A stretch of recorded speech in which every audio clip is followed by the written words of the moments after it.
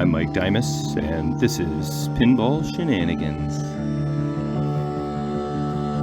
Alright, before I can get to my next project, there were a few loose ends in the games room that I wanted to tidy up. So this is kind of an in-betweener video between projects, as you can see. This is going to be the next game that I'm going to do.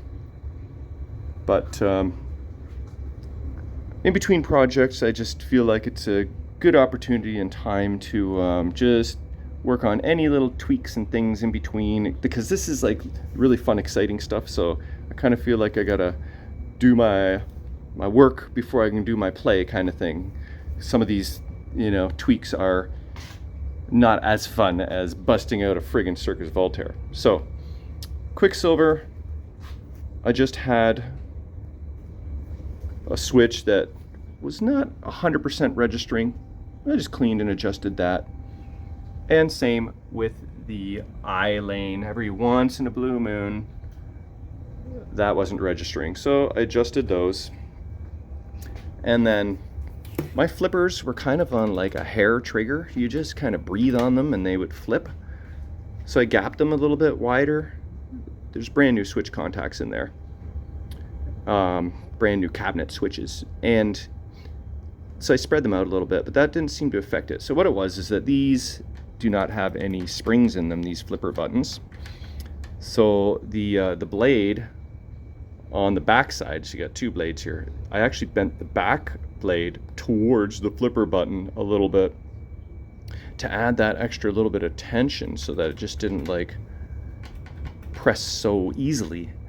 It's very, very particular thing to do, and I got myself into a small can of worms there, because now both have to have the same tension. But anyway, I was happy with the way I've got them adjusted. I'm happy now. Those are off my to-do list. So that was basically it for Quicksilver. And then let's go over to Deadpool. Very new game in the lineup. I did change the flipper rubbers. The old ones were a little bit beat up. In a previous video, I fixed the D drop target that was missing a C clip that wasn't resetting. It wouldn't stay up. The drop target kept falling down. So that was that wasn't tonight. But also this light here, that wasn't working. So I thought, oh, I must just need a little adjustment or tweak. No, it was a good old stern lamp socket that was just kind of falling apart in the cabinet. So I didn't have the exact same lamp socket, so I took a different one and I kind of bent it into the right shape, drilled a new hole in it, and installed a new lamp socket, and boom, we have light. And then while I was looking around, I was cleaning up my red post there, my red post there, and then I realized the ones on Deadpool, they were pretty rough shape here. I got a big hole in that one. So for my mini Deadpool zone, put on a couple new cliffy posts there. So those are nice and fresh and new. And that is about it for Deadpool. I still want to put on the, is it Cleland code for Guardians of the Galaxy? But ran into a stumbling block there, so I'm going to be saving that for another day. Also, I did put up a couple new things in the basement. I got my tag team pop bumper cap. That's hanging up there now. Oh, also, you may notice there's a lack of a tag team that used to be in the laundry room. Then it came out to here, and then it moved to here, so Jurassic Park could fit. And then I ended up selling it to my buddy Matt McGoffin, so tag team is gone. And then also my buddy John Charest gave me this plastic set from an old game. He bought a new plastic set. It's like the last game that there was no score reels. It was just using lights in the back box. I forget the name of it. Space Station or something, some old school But yeah, John gave me his used plastic, so I found a good home for those as well. Stuck those up there.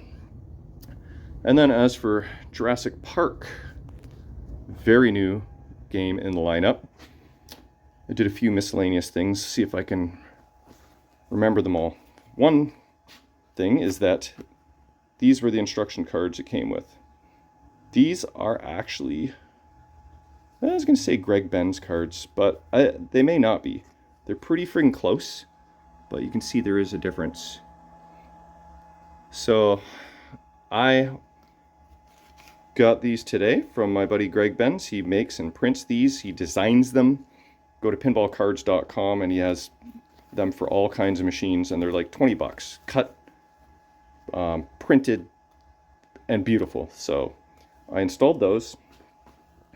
Also, when I was playing on the weekend, I noticed that the tilt bob was just forever swinging. So I did the earplug mod, where you take half an earplug and you squeeze it into the top hole there, not the tilt bob wire, but the part that holds the tilt bob.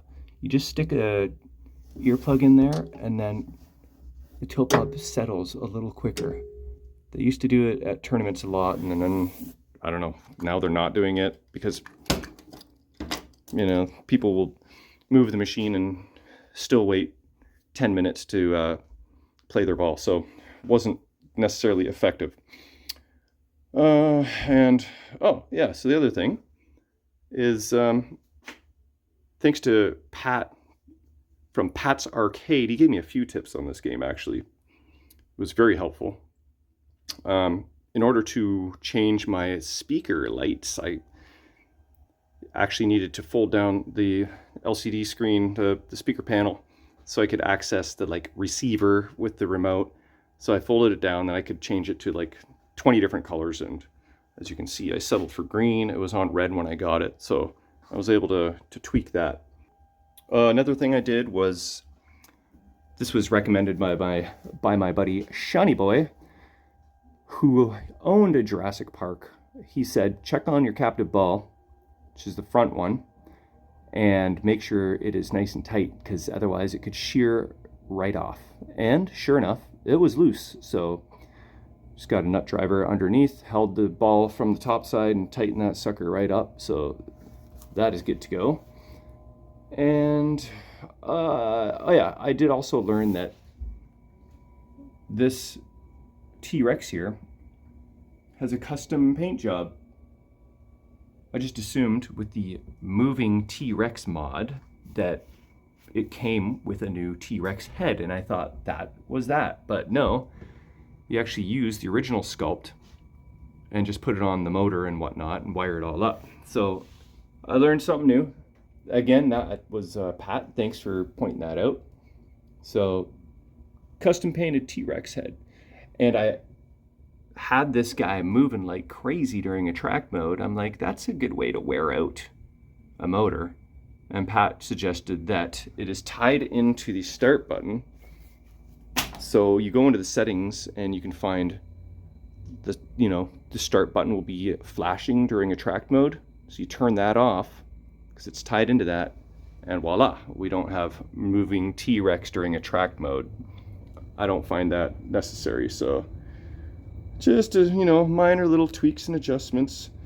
What else? I think that is it for Jurassic Park, Quicksilver, Deadpool, and other miscellaneous stuffs. So I also just did a gameplay tutorial video on my Congo because it's just set up nicely, and you know, I can put the big tripod over top of it in this room. There's no machines on either side, so next thing I'm gonna do next time I'm in the basement is, let's do this in chronological order here. I'm going to pull out Frontier. Yes, Frontier sadly is going to be the next game on the chopping block.